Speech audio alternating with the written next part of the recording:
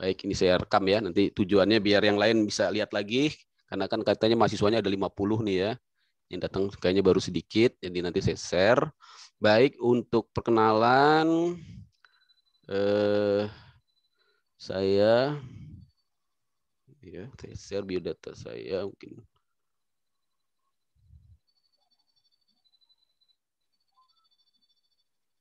Nah, ini ya. Jadi ini ya. Nama ya dokter kandidat ya, masih kandidat tapi ya. Udah dipakai-pakai, nggak apa-apa lah ya. Biar semangat ya selesainya. Ardiansah ya. SHMH ya. Sudah hot, makin hot. Sarjana hukum, magister hukum ya. Lahir 27 Agustus 1980 ya. Saya sebenarnya PNS ya, PNS di Kementerian Keuangan. Pejabat fungsional ahli muda ya. Direktorat Jenderal Bea dan Cukai, dosen juga di STH IBLAM. Nomor induknya ini ya, 98 berapa nih saya juga lupa. Alamat di Jakarta Timur, Pulau Gebang. Pendidikan di ini lagi S3 ya, lagi S3 di Jayabaya ya, alumni IBLAM juga. Ya, Universitas Jakarta juga dulu D3 ya, D3 di STAN. Ini riwayat saya, riwayat pekerjaan ya. Kemudian riwayat penugasan ya sudah 20 tahun lah di Kementerian Keuangan ya. Mana-mana alhamdulillah mendapatkan kesempatan juga diklat ya di berbagai diklat ya, pelatihan, terus juga workshop ya, itu suatu anugerah lah buat saya. Selain juga tentunya bisa kuliah di IBLAM ya. Kemudian juga di luar negeri juga ada ya pelatihan-pelatihan di Brisbane, Australia ya. Macam-macam. Nah, ini pengalaman mengajar ya, alhamdulillah memang IBLAM ini berkah sekali ya. Menjadikan saya berkesempatan mengajar ya, anugerah dari Allah. Saya mengajar macam-macam juga di sini. Nanti mungkin ketemu saya di berbagai kesempatan, ilmu negara ya, hukum internasional, hukum pajak ya, hukum perdata internasional, transaksi bisnis internasional. Kemudian juga narasumber saya ya di banyak diklat, terutama diklat-diklat di internal Kementerian Keuangan ya. Ini ya, diklat keberatan banding ya. Ngajar juga di STAN ya. Untuk Prodip 1, tapi sekarang udah nggak ada lagi Prodip 1-nya ya. Sekarang jadi D4 ya. D4 semua. Kemudian macam-macam lah ya. Ya kira-kira itu ya teman-teman ya. Nggak penting sih ya. Sekarang kita langsung ke pelajaran aja. Ke pelajaran slide-nya aja. Pakai slide aja ya. Kok pemeriksaan pajak yang saya buka sebentar ya. Saya buka, saya share modul dulu ya, modul biar teman-teman nanti dapat modul dari saya. Modul ini ya. Nah, ya teman-teman ya. Jadi memang kuliahnya online ya, tapi walaupun online mudah-mudahan efektif gitu ya, karena kan yang penting modul sudah ada ya. Komunikasi jalan terus ya. Jadi kita usahakan efektif gitu ya kuliah kita. Untuk modul ini sudah saya buat ya, banyak nanti modulnya, ada 3 modul. Modul yang pertama ini ya, teman-teman bisa lihat, nanti saya share ke salah satu peserta. Bentar ya, biar enak kita lihatnya di sini, navigation pane. Nah ini ya, nah ini ya modul. Nah ini ya, bahan ajar hukum pajak. Apa aja materinya? Materinya ini ya, dilihat di daftar isi. Nah ini sih ya, ada berapa bab nih? Semuanya ada 3 bab ya, 5 bab ya. Jadi ini materi dasar sekali ya. Mulai dari definisi pajak, teman-teman bisa lihat di daftar isi, definisi pungutan selain pajak, retribusi, sumbangan ya. Kemudian sejarah pemungutan pajak juga dibahas sedikit ya di situ. Kemudian fungsi pajak ya. Kemudian macam-macam lah ini ya. Nanti dibaca aja. Apa itu sistem official assessment, semi self assessment, full self assessment, withholding assessment ya.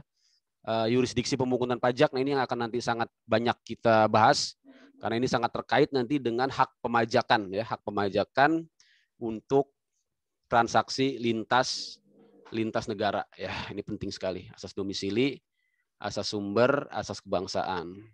Kemudian masuk ke bab 2. Bab 2 juga kita selesaikan hari ini. Jadi hari ini dua bab ini ya, langsung bab 1 dan bab 2. Pengantar perpajakan ya, terdiri dari pengertian hukum pajak, sumber-sumbernya, fungsi-fungsinya, tujuannya, kedudukannya dalam sistem hukum Indonesia ya, perkembangan hukum pajak, dan terakhir penafsiran hukum pajak ya. Maksudnya benar apa? Dilihat itunya tabel dari 3D, 3A. Untuk penafsiran hukum pajak ini banyak sekali ya teman-teman ya. Jadi saya harapkan penafsiran hukum pajak ini menjadi pegangan kita ya, karena memang kita orang hukum. Disinilah kita orang hukum ini memiliki kelebihan ya dalam rangka menafsirkan hukum ya, sehingga diketemukan nanti kebenaran material dari suatu norma hukum, dan itu harus bisa kita kuasai ya, mulai dari penafsiran gramatikal, penafsiran sahih atau otentik, penafsiran historis, sebanyak ya, ada 9 di sini ya. Dan ini sebenarnya tidak hanya 9, ini yang 9 karena yang saya kumpulkan baru 9 ya. Nanti mungkin teman-teman bisa menemukan yang lebih banyak ya. Kemudian teori-teori tentang timbul dan hapusnya utang pajak ya. Yang terakhir tentang kewajiban pajak subjektif dan objektif ya. Ya, selesaikan ini hari ini 2 bab. Ya kalau bisa sih nanti langsung 3 bab biar materi-materi yang lebih menarik akan kita bahas lebih panjang. Yang menarik itu biasanya pajak internasional ya, upaya hukum ya, kemudian PPN, BPH ya, karena teori-teori biasanya kurang menarik gitu ya. Tapi biar ini tidak terlalu teoritis, saya sampaikan juga studi kasus ya di modul. Teman-teman bisa lihat di bab terakhir nanti bab 5 studi kasus hukum pajak. Jadi kenapa sih kita bicara definisi pajak, definisi sumbangan, definisi retribusi ya? Ini tujuannya tidak lain adalah ya sebagai saran, sebagai kriteria ya, sebagai pisau analisa. Wah, keren sekali bahasanya. Maksudnya sebagai apa? Norma ya, tolak ukur ya, untuk menilai suatu kasus pemajakan. Karena nanti kalau teman-teman lihat di modul ya di bab 5 itu ada kasus ya, ada kasus bagaimana ternyata ya ada suatu sumbangan, di sini kan sumbangan pihak ketiga ya, yang dia kemudian menjadi masuk ke perkara pidana. Nah, makanya hati-hati ya kalau nanti kita bicara pemungutan ya dari sektor swasta kepada negara. Nah, ini terutama buat aparat ya, buat aparatur. Saya lihat ada yang aparatur juga banyak di sini ya. Hati-hati menggunakan ya kewenangan untuk memungut ya, karena memang kalau dia bukan pajak nanti jatuhnya ya ke palak gitu ya, jatuhnya ke palak ya, dan itu menjadi sebuah peristiwa pemidanaan. Itu maksudnya itu ya, nanti kita bahas di sini. Sekarang kita langsung aja kayaknya pakai modul ya, pakai modul aja kali ya. Slide juga udah saya bikin ya, slide juga sama ada. Yang pertama definisi pajak dulu ya. Saya buka modul ini aja deh, slide aja ya. Karena lebih enak tampilannya. Slide PPT maksudnya. Nah, saya buka PPT dulu ya teman-teman ya. Kalau ada yang nanya langsung aja ya. Saya sih ini aja bebas aja ya. Bebas untuk perkuliahan sih bebas saya. Kehadiran juga nggak terlalu ini ya. Yang mau hadir aja. Yang mau hadir. Karena kan ini kelas eksekutif ya, udah udah mahir lah sebenarnya ya. Ini kan cuma untuk formalitas gitu ya. Biasanya para praktisi juga ya, bahkan saya pernah ngajar, mungkin ada di sini ya, yang sudah S3 ya, sudah S3, S3-nya S3 hukum juga, ngambil S1 lagi ya, karena pengen belajar lagi gitu ya, atau kepengen apa, saya juga bingung ya, itu saya bikin grogi juga kalau ngajar begitu ya. Ada kayaknya nih ya. Tadi saya mau share apa? Saya mau share ini ya. PowerPoint ya. Sebentar.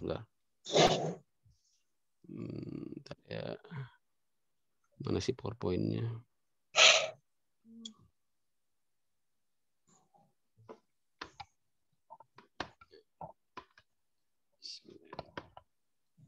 PowerPoint.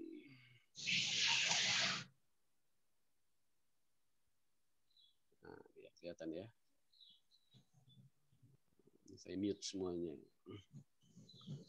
Jadi kita pakai slide aja ya teman-teman ya, biar enak. Kita masuk ke slide pertama, yaitu sejarah dan fungsi pajak. Ini teman-teman bisa lihat di YouTube ya, YouTube saya udah banyak banget ya. Makanya ini saya agak cepat aja, saya sih pengennya diskusi gitu ya. Ini sih definisi ya tadi ya, definisinya kan pajak itu iuran ya, iuran negara yang terutang ya oleh yang wajib ya. Di sini memang tiap-tiap kata itu harus kita cermati karena ini mengandung konsekuensi ya. Karena ini kan baik definisi yang disampaikan oleh para pakar ya maupun nanti definisi yang ada di dalam undang-undang ya, yaitu undang-undang ketentuan umum perpajakan itu mengandung konsekuensi ya. Seperti ini misalnya. Ya, jadi pajak itu apa? Pajak itu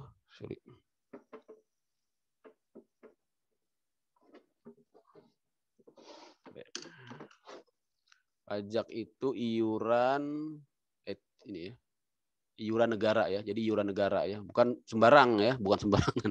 Kemudian yang dapat dipaksakan. Nah, nanti cara memaksakannya kita lihat ya. Dan hampir semua pertemuan kita akan membahas tentang bagaimana pajak itu bisa dipaksakan, kemudian bagaimana ya wajib pajak dapat ya terjamin hak-haknya dari upaya-upaya paksa yang ada di bidang hukum pajak. Nah, itulah yang akan nanti kita akan bahas ya teman-teman ya.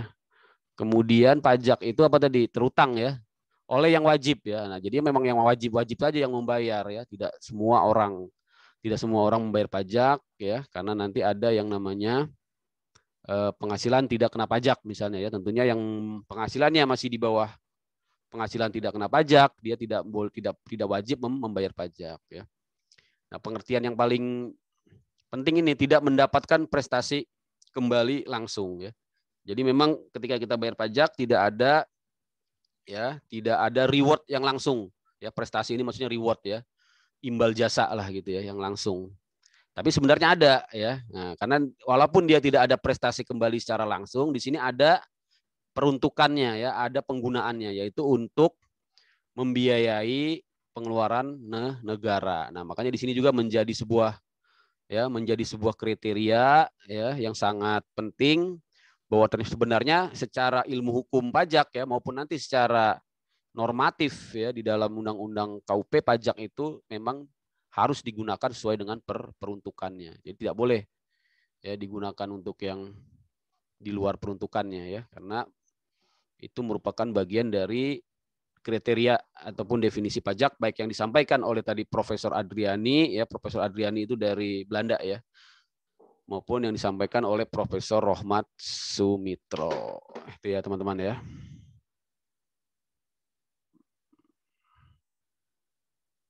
Apalagi.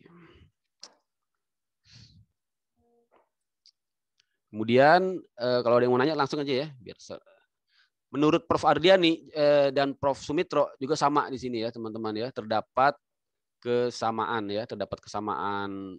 definisi ya, baik Prof Adriani maupun Prof Sumitro, yang intinya adalah di sini adanya sebuah peralihan kekayaan ya dari sektor swasta ke sektor publik.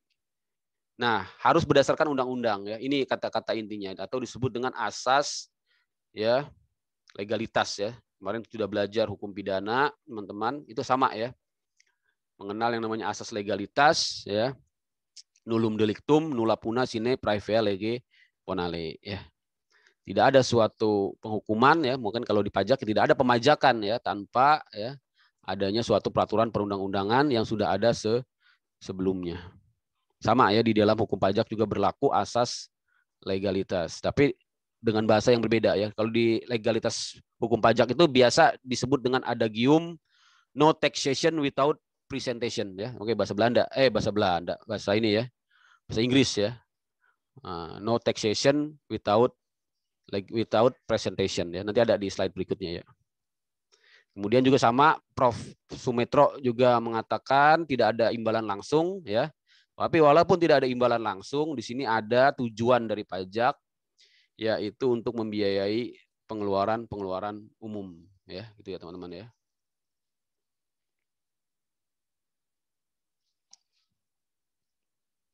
Menurut Suparman ya, ini Suparman juga sama ya. Untuk membiayai kesejahteraan umum menurut Jaya Diningrat. Silakan teman-teman baca. Nah, yang penting ini ya.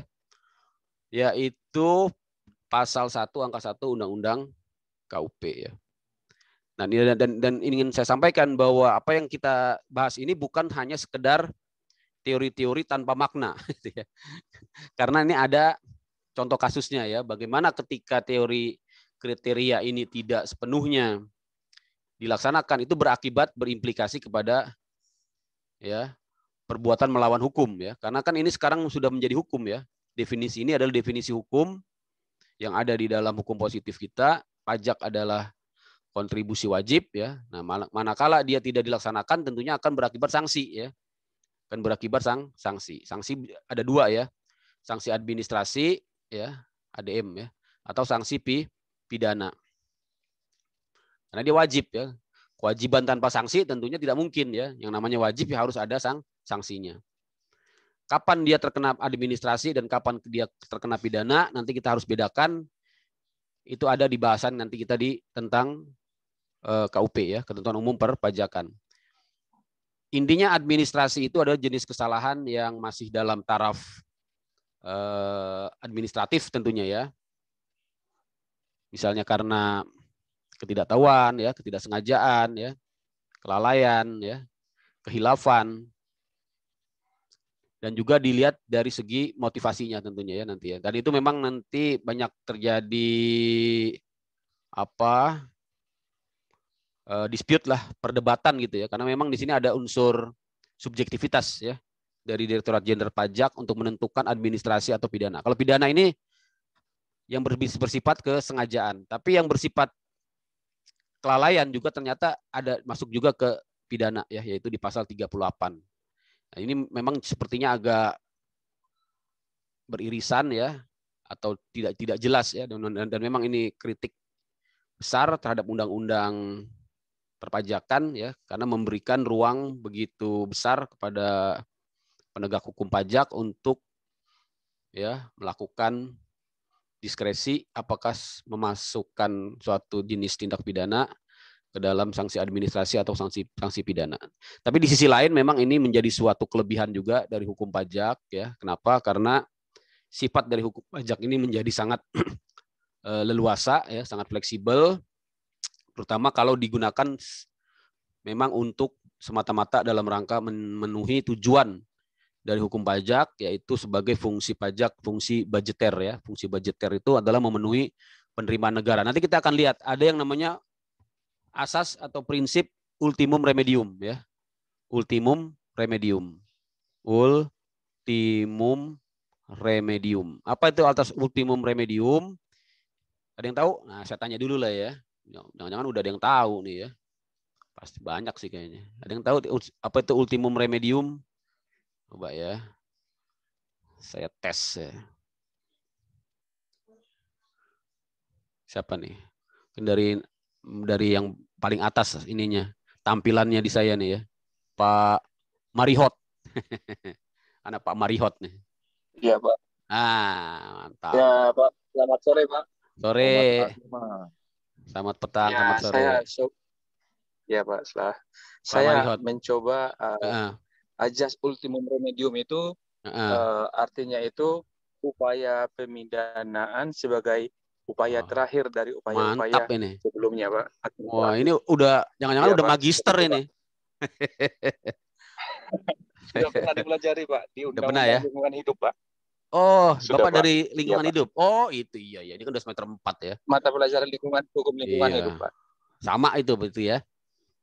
Jadi memang asasnya sama. Sama menerapkan asas ultimum remedium, Pak. Iya. Di hukum lingkungan hidup juga kita mengenal asas yang sama, memang tidak langsung dipidanakan ya, tapi diusahakan dulu sanksi administratif. Sama ya di pajak juga ya. Makanya jarang dipidana ya. Karena kalau orang udah dipidana itu udah selesai biasanya ya, udah selesai hidupnya, kan hidupnya maksudnya dia kan di penjara ya, di penjara, dihukum badan. Apalagi tujuan hukum pajak ini kan untuk ya mencari duit lah gitu ya, bahasa apa namanya gampangnya ya, mencari kas, memenuhi budget ya, budgeting ya, fungsi budgeting. Makanya nanti banyak pemidanaan itu dapat dihentikan ya, dapat diganti dengan sanksi administrasi, dan memang bunyi hukumnya begitu ya. Nanti kita lihat misalnya di pasal 8 ayat 3 ya, tentang pengungkapan ketidakbenaran ya, pengungkapan ketidakbenaran perbuatan, pasal 83 Undang-Undang KUP. Jadi kalau sudah masuk ke bukti permulaan ya, nanti ada yang namanya proses penyelidikan ya, kalau di KUHAP itu namanya penyelidikan lead ya. Kalau di hukum pajak namanya bukper ya, bukti permulaan. Nah, kalau udah masuk ke bukper itu ada indikasi kuat ya, masuk ke pidana. Tapi memang tidak langsung dipidana, tidak langsung ditingkatkan ke tingkat penyidikan sama Direktorat Jenderal Pajak, masuk dulu ke bukper. Nanti di situ diberikan sebenarnya kesempatan untuk yang namanya mengaku salah gitu ya, atau tindak apa namanya tadi, pengungkapan ketidakbenaran perbuatan ya. Pengungkapan ketidakbenaran perbuatan di pasal 8 ayat 3. Sehingga dia tidak dipidana ya, cukup dia membayar denda administratif sebesar 150% dari pajak yang kurang dibayar. Itu ya, teman-teman ya. Ini sebagai informasi awal aja, jadi memberikan kita suatu apa namanya pengetahuan baru tentang hukum pajak. Jadi itu ya. Kemudian pidana udah ya, pidana udah, administrasi. Jadi tadi ada ultimum remedium. Jadi dari definisi pajak tadi kita bisa kelompokkan menjadi unsur-unsur ya. Kita bisa bagi-bagi menjadi beberapa unsur. Ya, beberapa ciri ya dari pajak ya, 1 2 3 4 5 ya. Minimal 5 inilah yang bisa kita pegang ya. Yang pertama harus berdasarkan undang-undang ya. Atau tadi asas legalitas. Ya. No taxation ya, no taxation ya, without representation ya. Representation ini representasi ya, maksudnya perwakilan ya, perwakilan rakyat, maksudnya undang-undang ya. Nah, undang-undang. Kemudian sifatnya dapat dipaksakan tadi ya, kalau tidak dibayar dia terkena sanksi administrasi ataupun sanksi pidana, termasuk nanti yang namanya penagihan pajak. Kita lihat ya, tata caranya itu adalah pemaksaan ya. Jadi menagihnya dengan pemaksaan sampai menyandera. Nah, ini mirip-mirip ya, mirip-mirip upaya pidana ya, karena ada penahanan ya, penahanan atau yang sebenarnya penyanderaan istilahnya, penyanderaan atau giseling. Kemudian penyitaan ya, yang disita adalah tentunya aset ya, harta dari penanggung pajak. Kemudian juga pemblokiran ya, yang memblokir rekening ya, bank ya, bank account-nya, sampai pelelangan ya. Memang ini undang-undang sampai memberikan kewenangan pemaksaan ya dalam rangka menagih utang pajak. Itu ya teman-teman ya. Kemudian tidak ada kontraprestasi tadi ya.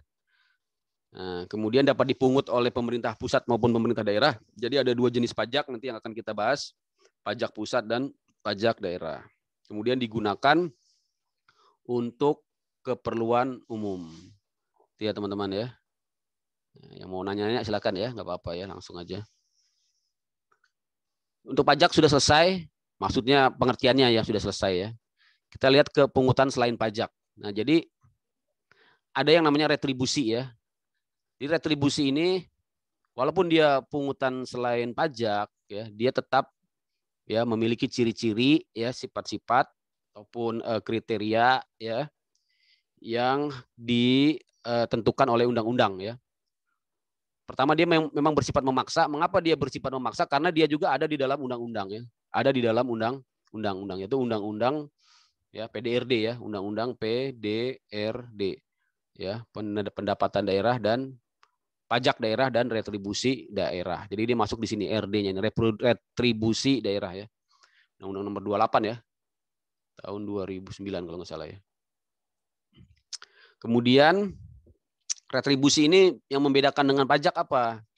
Nah, ada imbalannya ya, ada imbalannya yang diterima secara langsung ya, yang dapat dapat dirasakan oleh pembayar retribusi. Itu yang membedakan dengan pajak ya. Jadi dia dipungut berdasarkan undang-undang ya. Jadi kalau tidak ada undang-undangnya tidak bisa diada-adakan retribusi. Nanti kita akan lihat ya. Contoh kasus ya mengada-adakan tadi ya yang akibatnya nanti perbuatan melawan hukum tentunya ya. Kemudian sifat pungutannya dapat dipaksakan ya karena dia bersumber dari undang-undang ya. Undang-undang adalah kesepakatan ya. Secara normatif undang-undang adalah kesepakatan antara siapa?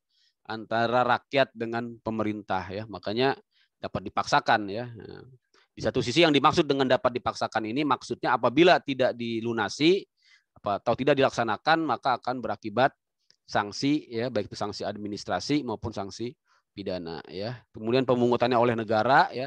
Tapi makna dipungut oleh negara ini sebenarnya kalau ke dalam konteks pajak nanti kita akan lihat ya lebih luas lagi. Sebenarnya ya ada juga yang dipungut oleh pihak ketiga ya. Pihak ketiganya itu yang disebut dengan pemungut pajak ya atau withholding tax ya. Nanti kita akan bahas ya. Withholding ya. Withholding ini pihak ketiga yang dia diberikan wewenang ya, diberikan tugas ya, diberikan kewajiban ya untuk memungut ya. Misalnya apa? Misalnya kalau kita kaitannya dengan perusahaan ya. Jadi ketika kita membuat badan ya, baik itu badan hukum ataupun badan usaha ya. Kemudian kita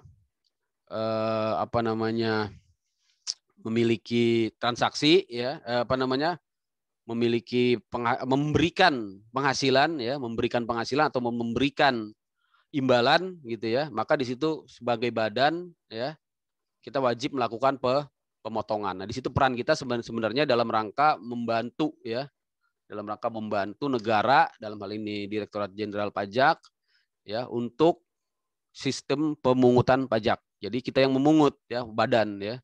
Melalui bendahara misalnya bendahara gaji, ketika kita memberikan gaji kepada karyawan, di situ kita pungut dengan PPh pasal 21 ya, kita pungut ya. Sesuai dengan tarifnya ya, tarif di pasal 17 ya Undang-Undang PPh ya dikalikan nanti ya tentunya dengan dasar pengenaan pajaknya yaitu penghasilan kena pajak ya, PHKP, penghasilan neto lah ya. Sudah dikurangi dengan biaya-biaya dan juga dikurangi dengan penghasilan tidak kena pajak. Gitu ya teman-teman ya. Kemudian digunakan untuk pengeluaran umum ya. Sama ya dengan pajak. Nah, yang membedakan ini kontrapretasi atau imbalannya dapat diperoleh secara langsung ya. Jadi umumnya apa sih bentuk dari retribusi ini? Biasanya adalah pemberian izin ya. Ya dalam rangka pemberian izin ya, dalam rangka pemberian izin tertentu ya. Kok jadi gini dia? Ini kita masih banyak slide-nya ya, 28 slide ya. Jadi kita sampai jam berapa ya? Udah selesai jangan-jangan nih? Sampai jam 5:30 kali ya, bentar lagi ya. Nanti kita lihat ya. Ini slide-nya banyak sekali, mungkin saya agak cepat juga, teman-teman. Sejarah ya. Sejarah intinya sih nanti teman-teman bisa baca ya di modul. Ini sih saya singkat aja. Intinya dari mulai zaman bala ya. Sejarah pajak ini panjang sekali ya. Bahkan dapat saya katakan ya kalau teman-teman baca bukunya siapa tuh? Charles Adam ya. Charles Adam itu penulis buku sejarah pajak ya. Bukan penyanyi ya. Charles Adam ya. Charles Adams ya. Pakai S ya, Adams ya. Charles Adam bukunya itu aduh saya lupa ya. Itu menceritakan tentang sejarah pajak ya, teks history lah gitu ya. Itu dikatakan bahwa pajak itu sama dengan peradaban ya, sejarahnya. Jadi mulai adanya peradaban dari situ sebenarnya sudah ada pajak ya, yaitu mulai dari zaman awal sekali tercatat peradaban ya, misalnya peradaban Mesir kuno lah ya, di situ sudah ada ya, dengan berbagai macam istilah ya. Karena istilah pajak itu kan teks ya, kalau di bahasa Inggrisnya teks ya. Kalau di bahasa Yunaninya taksari ya, macam-macam ya. Kalau di bahasa Belanda, belasting ya. Kalau di kita pajak. Pajak itu sendiri berasal dari bahasa Jawa ya, ajek ya, pajak ya. Pajak itu kan awalnya dari kata ajek ya. Ajek itu artinya semacam apa? Pungutan ya, pungutan yang terus-menerus, yang ajek akhirnya menghasilkan kata pajak gitu ya. Nah itu ya teman-teman. Jadi memang sangat panjang sekali sejarahnya ya, bersamaan dengan sejarah peradaban manusia ya. Dan juga kalau kita fokus di sejarah pajak itu sebenarnya sangat menarik sekali ya. Itu juga membahas tentang maju mundurnya suatu peradaban tergantung dari sistem pemajakannya gitu ya. Bahkan bangkit ataupun runtuhnya suatu negara itu ternyata tergantung dari sistem pemajakan ya. Dapat saya kasih contoh misalnya di zaman dulu sekali ya, di zaman kerajaan lah ya, kerajaan saya lupa namanya, kerajaan Mesir lah, masih di zaman Mesir itu ada seorang raja itu yang dia tidak memungut pajak ya, tidak memungut pajak, akhirnya negaranya menjadi lemah ya, nah, sehingga negara bisa dikuasai ya. Itu contoh ketika pajak tidak dipungut ya, artinya potensinya tidak digunakan untuk membiayai negara ya, akibatnya menjadikan negara lemah. Sebaliknya ada juga banyak peristiwa sejarah yang kita bisa baca bagaimana pajak itu dipungut secara berlebihan ya, secara eksesif. Misalnya bagaimana runtuhnya ya dinasti-dinasti ya, kerajaan-kerajaan ya di masa abad pertengahan ya. Itu juga disimpulkan salah satunya karena perpajakan yang luar biasa, yang eksesif. Misalnya nanti teman-teman bisa catat peristiwa di Prancis ya, termasuk revolusi Prancis, revolusi Amerika ya. Itu salah satunya karena pemajakan yang eksesif tadi ya, yang kelewatan, sehingga menimbulkan adagium tadi ya, no taxation without presentation, bahkan mengatakan taxation without presentation is robbery ya. Taxation without presentation is robbery. Pajak tanpa undang-undang ya, tanpa presentasi, tanpa kesepakatan dengan rakyat adalah perampokan. Nah, itu bukan main-main ya. Itu saking memang sejarah pemajakan ini diwarnai dengan peristiwa-peristiwa pemajakan yang bersifat eksesif, sehingga timbulkan revolusi, negara menjadi jatuh ya, menjadi runtuh ya. Misalnya di masa Prancis itu kita mengenal namanya Raja Charles ya, Charles apa Edward saya lupa ya, Charles 14 kalau nggak salah ya, Charles 14 ya. Nah, dia tuh menerapkan pajak itu sampai tinggi sekali ya, wah tinggi sekali ya, kalau nggak salah sampai ratusan persen lah gitu ya. Nah, akhirnya timbullah revolusi Prancis. Bahkan di Inggris juga ya, di Inggris itu ada yang namanya Lady Godiva. Nanti teman-teman bisa searching itu ya. Lady Godiva itu sangat terkenal sekali, ada filmnya ya. Itu ada seorang putri yang dia naik kuda berkeliling kota ya tanpa mengenakan atasan ya. Jadi bawahan aja ya. Nah, itu kenapa dia melakukan itu? Dia protes ya atas pajak yang dikenakan oleh raja yang sangat besar. Nah, itu teman-teman bisa searching, ada filmnya juga itu ya. Nah, jadi salah satu cara untuk memprotes pemajakan yang besar itu yang kita anggap sewenang-wenang ya dengan cara Lady Godiva itu ya. Tapi kalau sekarang dilaksanakan itu ya pajaknya malah tambah tinggi nanti ya. Malah tambah tinggi ya. Karena orang malah menunggu-nunggu momen itu. Itu ya teman-teman ya. Intinya sih ini sejarah pajak ya, saya sampaikan sedikit aja. Fungsi pajak ya tentunya tadi sudah saya sampaikan ya, sedikit. Fungsi budgeter intinya adalah untuk kas ya, untuk kas negara ya. APBN lah ya, APBN ya. Anggaran pembelanjaan dan anggaran pendapatan dan belanja negara ya. Karena kita menghitung belanja dulu ya di sistem APBN kita yang kira-kira 2000-an ya. 2000-an triliun ya. Dan ini sekitar 1.800-nya ya, triliun ya dari pajak ya, dari pajak. Nah, sisanya dari pembiayaan ya, pembiayaan utang lah gitu ya. Kemudian reguleran ya, reguleran ini fungsi yang lebih advance dari pajak, yaitu untuk melaksanakan ya kebijakan ya, untuk melaksanakan kebijakan pemerintah ya dalam hal sosial dan ekonomi ya. Misalnya sekarang ini ya terasa sekali fungsi regulerannya itu di Undang-Undang Cipta Kerja ya. Nanti Undang-Undang Cipta Kerja memang tidak saya bahas di dalam, tapi akan saya sampaikan lah gitu ya. Memang yang saya bahas nanti di Undang-Undang KUP ataupun Undang-Undang PPAPPN masih undang-undang lama, tapi nanti kita akan sampaikan juga perubahan-perubahan di Undang-Undang Cipta Kerja ya, Ciptaker, Undang-Undang nomor 11 ya tahun 2020 ya, baru kemarin ya, bulan November. Ini terasa sekali ya kebijakannya, misalnya adalah bagaimana agar investasi itu masuk ya, nah, dikurangilah ya pemajakan-pemajakan yang selama ini menghambat, misalnya dividen ya yang tadinya objek pajak ya, kemudian sekarang dijadikan non objek dengan syarat harus diinvestasikan gitu ya. Kemudian juga tarif PPh badan dikurangi ya, itu kan terasa sekali fungsi reguleren ya.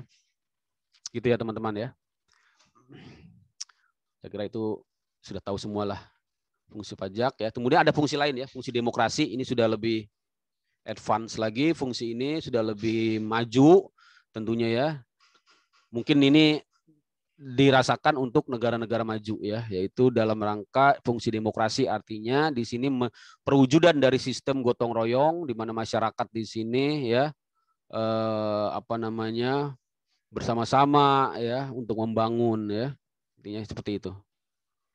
Dan juga fungsi demokrasi ini karena masyarakat sudah membayar pajak ya, maka dia mempunyai hak ya untuk mendapatkan pelayanan yang baik dari pemerintah. Makanya pembayaran pajak ini sering dijadikan nanti sebagai argumen bahwa saya menuntut pelayanan pajak yang baik karena memang saya sudah membayar pajak. Maka biasa dijadikan sebagai di sini sebagai argumen ataupun alasan gitu ya. Ketika pemerintah tidak memberikan pelayanan yang baik, maka pembayar pajak melakukan protes ya, komplain ya, upaya hukum baik gugatan ya, class action ya, macam-macam. Itu salah satunya biasanya menggunakan dalil kami sudah bayar pajak ya, kenapa jalanan masih bolong-bolong ya, masih rusak ya, kenapa ya masih sulit mendapatkan pelayanan publik ya. Itu fungsi dari pajak. Terakhir fungsi redistribusi ini adalah bagaimana ya mewujudkan keadilan sosial ya. Jadi semacam subsidi silang ya, yaitu intinya masyarakat yang berpenghasilan tinggi, tarif pajaknya tinggi, sedangkan masyarakat yang penghasilannya kecil tidak dipajaki ya, atau tarifnya lebih sedikit ya. Misalnya tarif UMKM kan itu hanya 0,5% ya, tarifnya 0,5% dari penghasilan bruto ya, selama jangka waktu 7 tahun ya. Jauh lebih kecil dibandingkan dengan tarif biasa gitu ya. Nah, nanti kita akan bahas di PPh ya. Itu contoh daripada fungsi pajak yaitu redistribusi. Terakhir PNBP ya. Jadi perlu tahu juga tadi ada pungutan selain pajak berupa retribusi dan sumbangan. Ada juga penerimaan negara bukan pajak ya, masuk juga ke APBN, macam-macam di sini ya. Bisa dari perusahaan negara ya, penerimaan negara ya, dari BUMN, dari barang-barang milik negara ya yang dikuasai negara kemudian diusahakan di situ menghasilkan penerimaan, denda-denda, rampasan ya, hak-hak waris, harta peninggalan yang terlantar, pajak, retribusi dan sumbangan ya. Nah, kemudian ada yang namanya penerimaan berupa PNBP tadi ya, penerimaan negara bukan pajak ya. Saya kira itu ya. Bisa dibaca ya.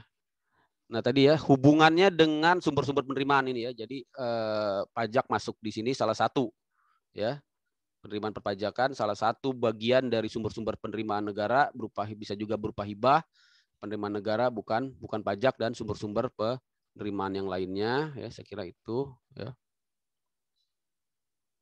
Oke ya.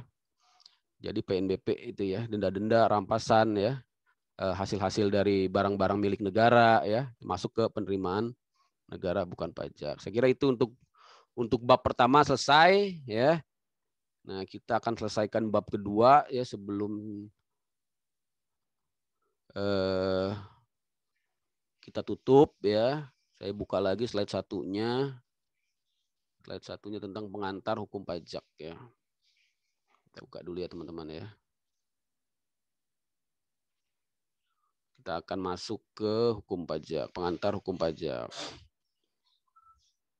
Bentar, saya buka. Komputernya agak lemot, bias.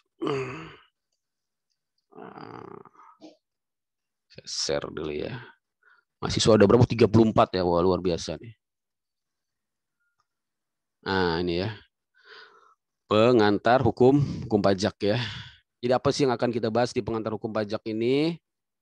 Ya. Bentar ya. Nah, ya. Jadi kita lihat dulu ruang lingkupnya ya. Tadi pengantar perpajakan kita udah selesaikan ya teman-teman, ini dia.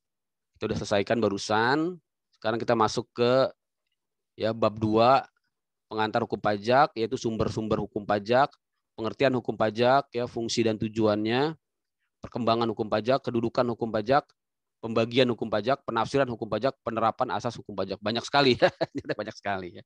Makanya nanti teman-teman bisa baca lah nanti di modul ya. Saya sih akan kenalkan sedikit-sedikit aja. Ya, sumber hukum ya. Jadi sumber hukum sama seperti kita sudah bahas di PIH ya, pengantar ilmu hukum, ada 2 jenis ya. Sumber hukum material dan sumber hukum formal.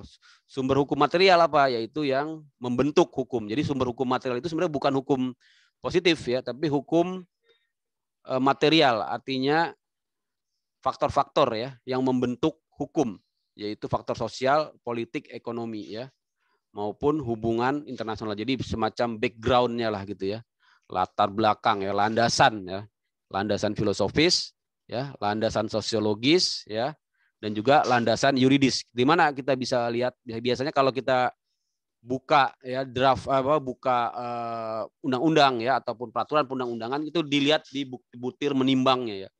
Itu ada butir menimbang ya.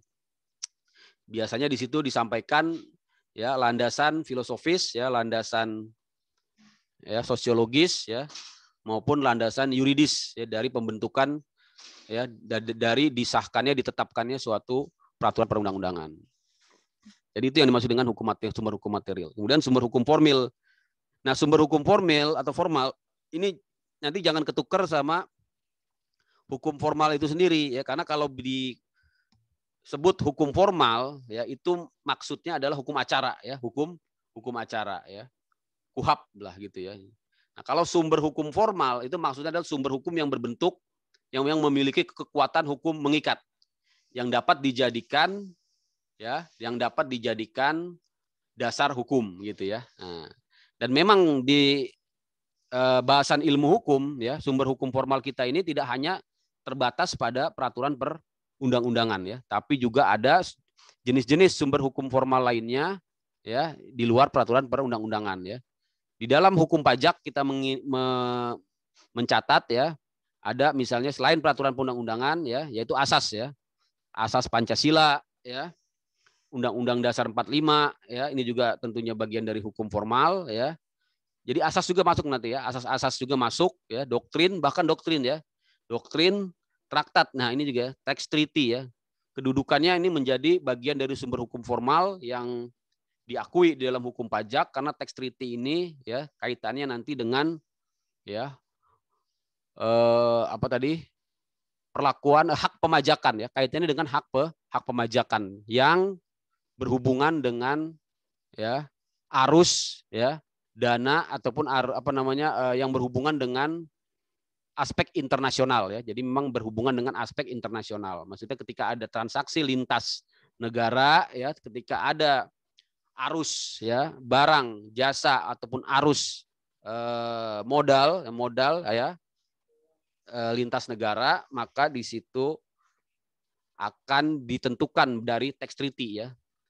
Dan hukum lokal, hukum domestik dalam hal ini undang-undang perpajakan ya, dia akan dikesampingkan ya. Sehingga di sini berlaku asas lex specialis. Tapi sebenarnya bukan lex specialis ya. Ini banyak orang mengatakan, ini menurut saya ya, ini perlu dikaji lagi. Apakah tax treaty ini lex specialis, lex spesialis ya. Nanti teman-teman silakan bahas ya. Memang banyak pakar-pakar ya, dosen-dosen mengatakan ini lex spesialis. Tapi kan lex spesialis itu kalau sama-sama undang-undang ya. Sedangkan tax treaty ini kan bukan undang-undang. Tax treaty ini kan perjanjian ya. Perjanjian internasional. Kalau dibilang lex spesialis itu undang-undang dengan undang-undang ya kan. Misalnya ya undang-undang tipikor merupakan lex spesialis dari undang-undang pidana. Gitu ya teman-teman ya. Undang-undang tipikor merupakan lex spesialis dari undang-undang pidana. Itu karena levelnya sama-sama undang-undang. Tapi kalau dengan tax treaty, kan tax treaty bukan undang-undang. Ya, nah, sehingga memang saya kurang setuju kalau dikatakan tax treaty ini lex spesialis. Jadi apa Pak kalau dia bukan lex spesialis? Saya cenderung mengatakan kalau tax treaty ini merupakan apa ya? Saya mengatakannya sebagai hukum internasional yang diadopsi. Hukum internasional yang diadopsi atau hukum internasional yang ditransformasi ke dalam sistem hukum Indonesia. Nah, itu ya teman-teman ya. Nah, jadi memang ini agak rumit ini ya, pelan-pelan ya. Nanti kalau teman-teman punya pemikiran ke arah situ, kita bisa diskusikan tentang kedudukan tax treaty ya. Karena saya kurang sependapat kalau dikatakan lex spesialis. Karena kan lex spesialis itu harus sama kedudukannya ya. Sama kedudukannya. Karena nanti kalau kita lihat ya di hierarki peraturan perundang-undangan tidak ada itu ya. Tidak ada tax treaty itu tidak ada di dalam hierarki perundang-undangan ya. Hierarki perundang-undangan itu kan dimulai dari Undang-Undang Dasar 45 ya. Undang-Undang Dasar 45 apalagi sudahnya? Siapa yang tahu? Di bawah Undang-Undang 45 apa? TAP ya. TAP MPR. TAP MPR ini muncul lagi di Undang-Undang tahun 2011 ya, Undang-Undang nomor 12 tahun 2011 ya, TAP MPR. Baru sudahnya kan undang-undang ya. Di bawah undang-undang ada PP ya, undang-undang Perpu ya. Undang-undang atau Perpu lah, ini sama ya kedudukannya ya. Kemudian di bawahnya PP ya. PP ini peraturan pemerintah ya. Di bawahnya lagi ada Perpres lah ya, Perpres. Nah, tax treaty kan nggak ada di sini ya. Nah, bagaimana dikatakan dia sebagai lex spesialis? Makanya di situ menjadi perdebatan ya. Saya kurang sependapat kalau dikatakan dia lex spesialis. Karena undang-undang perpajakan kan di sini ya, undang-undang KUP misalnya atau undang-undang PPH di sini kedudukannya. Tapi tax treaty tidak ada ya. Nah, itu ya teman-teman ya. Ini sebagai informasi awal aja, kalau kita diskusikan nggak selesai itu ya. Bisa sampai malam nanti ya. Nah, kemudian ini memang juga debatable ya. Apakah kebiasaan ini merupakan sumber hukum terutama di bidang hukum pajak ya. Karena di sini dikatakan misalnya ya tidak dikenal ya sumber hukum kebiasaan dalam hukum pajak ya. Ini memang benar ya. Jadi kalau dikatakan memajaki dengan kebiasaan itu tidak benar ya, tidak ada ya. Karena memajaki itu harus dengan undang-undang ya, tidak boleh dengan kebiasaan. Tapi kalau kita masuk nanti ke dalam praktek ya, yang lebih detail, yang lebih jauh di dalam hukum pajak, memang beberapa kasus itu menggunakan prinsip-prinsip kebiasaan ini ya. Seperti misalnya kalau kita nanti misalnya masuk ke transfer pricing ya, transfer pricing atau harga yang wajar ya. Nah, harga wajar ini kan timbul dari kebiasaan. Bagaimana sih wajarnya keuntungan dari satu sektor, misalnya sektor kelapa sawit ya, sektor CPO ya. Nah, itu kan sebenarnya menggunakan prinsip-prinsip ya, hukum kebiasaan ya, kebiasaan ya. Jadi memang ini teman-teman harus lihat, walaupun di diktat ataupun di modul ya, termasuk di slide ini dikatakan bahwa sumber hukum berupa kebiasaan tidak dikenal dalam hukum pajak, tapi dapat saya sampaikan ya dari praktik ya, dalam prakteknya ya ada juga menggunakan ya yang disebut dengan kebiasaan ya. Bahkan di dalam, kalau teman-teman lihat di dalam undang-undang PPH ya, kaitannya dengan transfer pricing tadi ya, itu juga menggunakan kebiasaan ya, misalnya adat pedagang yang baik gitu ya. Jadi untuk menilai suatu perusahaan itu dia benar-benar atau tidak ya dalam melaporkan transaksinya ya, keuntungannya ya, termasuk pihak-pihak yang menjadi lawan transaksinya, itu dikatakan di Undang-Undang PPH itu ya, kait di pasal 18 ya. Kaitannya dengan hubungan istimewa ya. Kaitannya juga dengan beneficial ownership.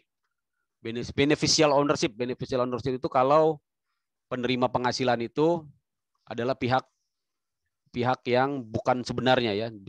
Jadi kadang-kadang di situ menggunakan prinsip-prinsip adat kebiasaan pedagang yang baik itu ya. Itu informasi aja teman-teman ya, nanti kalau mau detailnya kita bisa buka putusannya. Ada putusan pengadilan pajak ya yang menilai bahwa suatu transaksi itu dianggap tidak memenuhi kebiasaan pedagang yang baik ya, sehingga dikoreksilah besaran nilainya ya. Itu biasanya kaitannya dengan pembayaran bunga ke luar negeri ya. Tujuannya sih biasanya untuk menghindari pajak ya. Pembayaran bunga biasanya ke tempat yang menggunakan yang memanfaatkan treaty ya, memanfaatkan tax treaty ya. Nanti teman-teman bisa lihat, saya share lah di kuliah-kuliah sesudah ini. Saya kira itu ya teman-teman ya. Yang paling terakhir sekali ini ya, Undang-Undang 45 ini adalah sebagai hukum dasar kita, terutama di pasal 23 Undang-Undang 45 ini pajak dipungut dengan undang-undang ya. Udah sore ya. Nanti dibaca aja perjanjian pajak tax treaty ya. Ini sangat penting sekali yang akan nanti banyak sekali saya ulas ya, terutama di pajak internasional dan juga nanti di PPH. Kedudukannya juga oke lah lex spesialis, tapi masih dalam perdebatan ya. Nanti silakan teman-teman bisa searching ya, cari jurnal-jurnalnya yang membahas kedudukan tax treaty itu ya. Kalau saya juga belum meriset secara dalam, tapi dapat saya sampaikan secara sepintas gitu ya. Saya lebih cenderung mengatakan tax treaty itu adalah hukum internasional yang diadopsi. Nah ya, hukum internasional yang diadopsi ya. Hukum internasional yang diadopsi. Itu ya teman-teman ya. Kemudian jurisprudensi. Nah, ternyata walaupun kita bersistem hukum civil law ya, teman-teman tentu sudah tahu civil law ya di kuliah PIH, kita juga menggunakan jurisprudensi sebagai sumber hukum ya, tapi tentunya terbatas ya. Jurisprudensi itu dalam rangka mengisi kekosongan hukum ya. Dan juga jurisprudensi itu ya dalam rangka penafsiran hukum ya. Karena kalau sudah ada hukum positifnya ya, kalau sudah ada peraturan perundang-undangan yang jelas, harusnya memang ya yang dikedepankan adalah peraturan perundang-undangan. Itu ya teman-teman ya, termasuk juga di bidang hukum pajak ya. Doktrin artinya apa? Doktrin pendapat para ahli ya. Ini biasanya digunakan ya ketika nanti kita di dalam melakukan perumusan perundang-undangan ya, maupun di dalam melakukan ya penegakan hukum ya.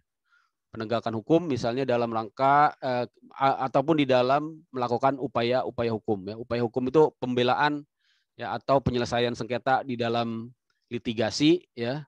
Nah, kita menggunakan sumber-sumber berupa doktrin. Ini sangat penting sekali ya. Dalam rangka apa? Dalam rangka mencapai keadilan ya, keadilan substantif, keadilan material, karena terkadang memang peraturan perundang-undangan itu dirasa tidak adil ya. Tentunya apalagi di bidang pajak gitu ya. Tentu kalau pajaknya besar ya tentunya tidak adil ya, dianggap sebagai tidak adil gitu ya. Dan di ini kita bisa menggunakan doktrin-doktrin perpajakan yang sangat banyak sekali yang tersedia ya, melimpah di bidang hukum pajak ini ya. Misalnya kita bisa gunakan doktrinnya Adam Smith ya, bahwa pajak itu ya harus bersifat pasti ya, certainty ya, bersifat ekonomis ya, kemudian bersifat efisien ya, dan itu bisa mempengaruhi pendapat hakim ya. Kebetulan nanti teman-teman berlitigasi di bidang pajak ya, terkadang memang ya pendapat-pendapat doktrin-doktrin seperti ini yang sangat menentukan ya, seperti doktrin apa namanya tadi ya, Adam Smith ya. Adam Smith itu yang paling banyak ya saya lihat ya digunakan di dalam apa namanya upaya hukum. Pengertian hukum pajak, nah ini teman baca aja. Intinya adalah hukum yang membahas tentang pajak tentunya ya, atau tax law ya, belasting Recht ya. Nah, kajiannya seputar pajak ya. Tapi ada juga ya yang lebih luas dari itu ya, bagian dari hukum fiskal ya, atau hukum keuangan negara. Jadi memang hukum pajak ini nanti bisa ditempatkan di dalam hukum fiskal ya, atau hukum keuangan negara ya. Dan juga nanti kita lihat bisa ditempatkan di dalam hukum administrasi negara ya. Kemudian di dalam arti sempit, arti luas dari hukum pajak itu adalah hukum yang berkaitan dengan pajak. Arti sempitnya hanyalah membahas tentang kaidah ya, hukum tertulis yang membuat sanksi-sanksi. Jadi bicara tentang hukum pajak ya, secara sempit dikatakan sebagai sanksi pajak ya. Sanksi pajak yang menimpa pejabat pajak maupun yang menimpa wajib pajak ya. Untuk pejabat pajak tentunya dalam rangka dia menegakkan hukum pajak untuk wajib pajak tentunya dalam rangka menaati kaidah-kaidah hukum pajak. Itu ya teman-teman ya. Jadi ini yang paling penting ya. Sebenarnya kalau kita bicara hukum pajak ya, inilah bahasan intinya ya yang disampaikan oleh Profesor Rohmat Sumitro, yaitu tentang subjek pajak ya, tentang objek pajak, tentang kewajiban perpajakan terhadap pemerintah ya, kewajiban tentang timbul dan hapusnya utang pajak, tentang cara menagih pajak, tentang cara mengajukan keberatan dan banding ya. Jadi poin-poin ini yang dibahas di dalam hukum pajak ini memang lebih kepada bahasan hukum formil dari hukum pajak ya. Jadi itu yang akan kita bahas nanti ya, sumber hukumnya ini ya. KUP yang paling penting sekali. Jadi KUP ini ketentuan umum dan tata cara perpajakan disebut sebagai kaderwet ya, kaderwet yaitu payung ya. Payung terhadap semua ya undang-undang pajak yang sifatnya sektoral. Jadi payungnya, kaderwetnya undang-undang KUP. Tujuannya apa? Tujuannya adalah memberi petunjuk ya, memberi petunjuk bagi penegak hukum dalam menggunakan kewenangannya ya dan kewajibannya dalam menegakkan hukum pajak. Dan sebaliknya untuk warga negara, untuk wajib pajak, KUP ini akan menjadi ya jaminan ya, jaminan terhadap hak ya dalam rangka memperoleh perlindungan hukum pajak ya, dan juga ya sebagai jaminan kepastian ya dalam ya penegakan hukum pajak. Itu ya teman-teman ya, fungsi dari hukum pajak. Ini adalah asas-asas yang ingin saya sampaikan. Ya tadi ya, keadilan sosial ya, kemudian asas yuridis ya, undang-undang apa namanya dasar 1945 ya, kemudian asas-asas yang timbul dari sejarah pajak ya, no taxation without presentation ini tadi ya, timbul dari revolusi Amerika ya. Taxation without representation is tyranny ya. Taxation without representation is robbery. Ya, ini sejarahnya ya. Ini sejarahnya kita tadi sudah saya sampaikan ya, ini saya percepat aja ya, dari zaman kerajaan ya, zaman kolonialisme ya sudah ada banyak sekali ya regulasi-regulasi di zaman kolonial ya, banyak sekali ini mulai dari undang-undang pajak radio ya. Jadi dulu radio dipajakin ya, pajak pembangunan ya, pajak peredaran ya, ordonansi pajak pendapatan, pajak upah, pajak rumah tangga ya, pajak kendaraan bermotor, ordonansi biaya balik nama, ordonansi pajak potong ya, biaya materai, macam-macam ya, teman-teman akan baca sejarahnya, fungsinya ini ya. Intinya adalah melaksanakan fungsi hukum secara umum ya. Fungsi hukum pajak ini ya, keadilan, kemanfaatan dan kepastian hukum ya. Ini dibaca aja. Nah, yang paling penting ini ya teman-teman ya. Kedudukan ini sebelum saya tutup ya, karena udah mau maghrib persiapan buka. Jadi kalau dilihat hukum pajak ini, dia bisa digolongkan ke dalam hukum publik ya, tentunya masuk ke dalam hukum publik. Tidak mungkin dia masuk ke dalam hukum perdata ya. Sudah pasti dia masuk ke hukum publik. Kenapa? Karena dia adalah hukum yang mengatur tentang ya hubungan dengan negara ya, hubungan warga negara dalam hal ini wajib pajak, dan hubungan dengan negara dalam hal ini adalah petugas pajak atau fiskus. Nah, yang menjadi perdebatan apakah dia masuk ke dalam hukum administrasi negara atau hukum pidana atau hukum tata negara. Menurut Profesor Sumitro ya masuk ke dalam hukum administrasi negara ya. Makanya kita lihat memang ada irisan ya, karena hukum administrasi negara atau hukum tata usaha negara adalah hukum yang mengatur tentang bagaimana ya negara ya, pemerintah ya, badan-badan ya, pejabat-pejabat melaksanakan kewenangannya, dan ini memang masuk ke dalam ya definisi perpajakan. Tapi secara khusus ya hukum pajak sendiri ya dipisahkan dari hukum administrasi negara berdasarkan pendapatnya Profesor Adriani. Jadi hukum pajak berdiri sendiri di sini ya, tidak masuk ke dalam hukum administrasi negara. Itulah mengapa timbul peradilan khusus pajak yang disebut dengan pengadilan pajak di luar pengadilan tata usaha negara, walaupun dia masih masuk ke dalam lingkungan peradilan tata usaha negara. Saya kira itu teman-teman ya. Tapi kalau kita lihat lebih jauh ya teman-teman, juga dia ada hubungannya dengan hukum perdata. Di dalam hukum perdata, hukum pajak ini menggunakan hukum perdata sebagai dasar kemungkinan pemungutan ya. Misalnya jual beli ya, waris ya kan, itu kan terjadi di dalam hukum perdata. Dan disitulah akan menghasilkan ya pemajakan ya, hibah ya, jual beli ya, konsinyasi ya, perjanjian pinjam meminjam, ya, sewa menyewa, itu kan peristiwa-peristiwa dalam hukum perdata, dan itu yang akan menjadi dasar kemungkinan pemajakan. Dalam hukum pidana hubungannya apa? Hubungannya adalah adanya sanksi pidana atas kealpaan ataupun kesengajaan, ya. Jadi memang hukum pajak sendiri ya dia multidimensi, ya. Di dalamnya ada hukum pidana, di dalamnya ada hukum administrasi negara, dan di dalamnya juga ada hukum perdata dalam pengertian dalam rangka mengatur, ya, jenis-jenis kemungkinan peristiwa-peristiwa perdata. Seperti tadi, ya. Nah, jadi mulai dari kematian, ya, kelahiran, ya, ini adalah peristiwa-peristiwa perdata, tapi di sini nanti, ya, ada hubungannya dengan hukum pajak, ya. Ketika orang mati, ya, maka dia, ya, berhenti status, ya, subjek pajaknya, dia digantikan dengan subjek pajak baru atau subjek pajak pengganti yang namanya warisan yang belum terbagi, ya, warisan yang belum terbagi apabila warisannya belum dibagi, ya. Apabila seorang lahir maka dia menjadi subjek pajak, ya. Begitu orang lahir dia menjadi subjek pajak. Ya, bayi yang baru lahir dia menjadi subjek pajak. Tapi apakah dia menjadi wajib pajak? Belum, ya.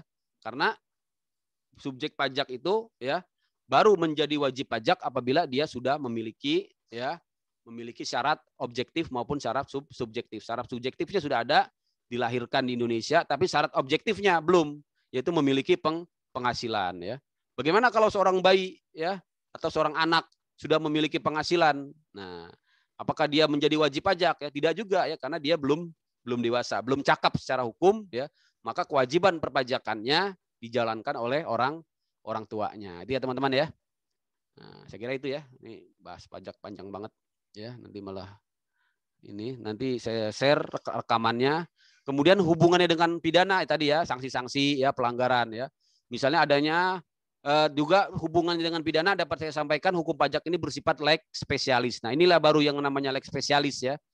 Nah, yaitu sama-sama undang-undang, yaitu undang-undang KUHP, ya. Bagaimana ketika disandingkan, ya, disandingkan dengan undang-undang KUP, ya.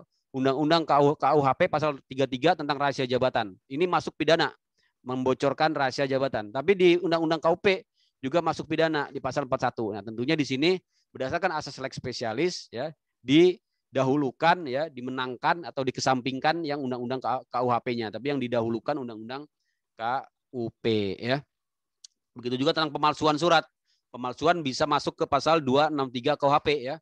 Tapi, ya, ketika disandingkan dengan pasal 39 undang-undang KUP, ya, artinya di sini pemalsuan dalam rangka, ya, penghindaran pajak, ya, tentunya yang dikedepankan adalah undang-undang perpajakan. Gitu, ya, teman-teman, ya. Saya kira itu sudah jelas pembagian hukum pajak. Ya, ada hukum material dan hukum formil, tadi sudah saya bahas. Ya, hukum materialnya ini, ya. Hukum materialnya artinya undang-undang PPN, ya, undang-undang PPH, ya. Hukum formil ini undang-undang, ya, KUP, ya.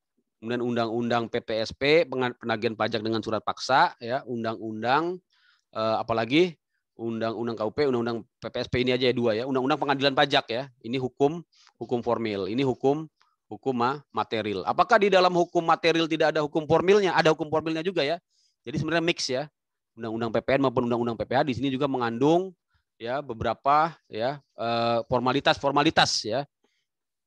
Jadi mix sebenarnya, ya, tidak murni hukum material, ya. Nah, baik, saya kira itu, ya. Terima kasih teman-teman yang sudah, ya, di end of presentation, ya. Mungkin ada yang mau didiskusikan sebelum saya tutup. Sudah ada berapa orang yang hadir?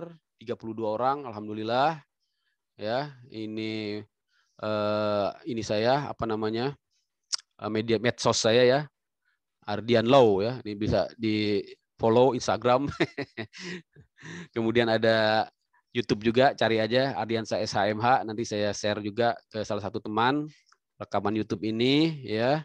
Ini si email, ya, ardiansadosenhukum@gmail.com. Oke, saya akhiri presentasi saya. Selamat berbuka teman-teman semua. Selamat berbuka belum, ya. Saya print screen dulu, ya. Nah, saya mau biar kehadirannya tercatat ini, ya.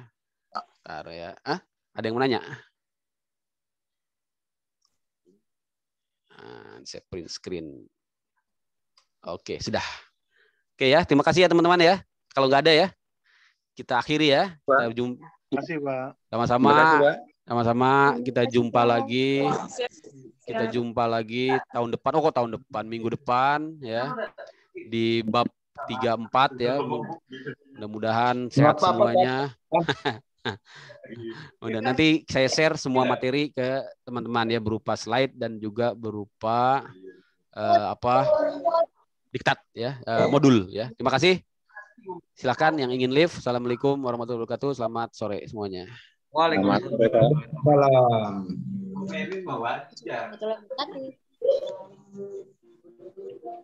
Halo Sukra, apa kabar? Alhamdulillah. Sukra cute. Baik, Om.